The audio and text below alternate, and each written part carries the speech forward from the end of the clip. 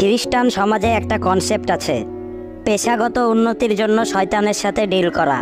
আপনি আপনার আত্মা শয়তানকে দেবেন আর বিনিময়ে শয়তান আপনার জাগতিক উন্নতিতে হেল্প করবে। কিন্তু উন্নতি হবে পুরোপুরি অনৈতিক পন্থায়। শয়তানের সাথে ডিল করার সাথে সাথে আপনি জাহান্নামী। আপনি জীবনে যত ভালো কাজ করেন না কেন তা কাউন্ট হবে না। ভয়ঙ্কর খুনি স্বৈরাচার চিনেও আপনি যখন তার সাথে ডিল করেছেন, আপনার আত্মা কলুষিত হয়েছে তখনই। আপনি তখন থেকেই নরকবাসী। আপনার শরীরের প্রতিটি কোষ কুলসিত, আপনার মগজ কুলসিত, আপনার কাটানো প্রতিটি সেকেন্ড পাপাচারে লিপ্ত। আপনিও স্বৈরাচারের পাট এবং সমভিন্ন।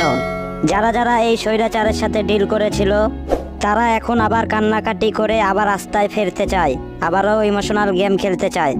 অনেকজন ফেসবুকে এসে আবেগী পোস্ট দিচ্ছে, তো কেউ আবার লাইভে এসে হাত পা ধরে কান্নাকাটি করছে।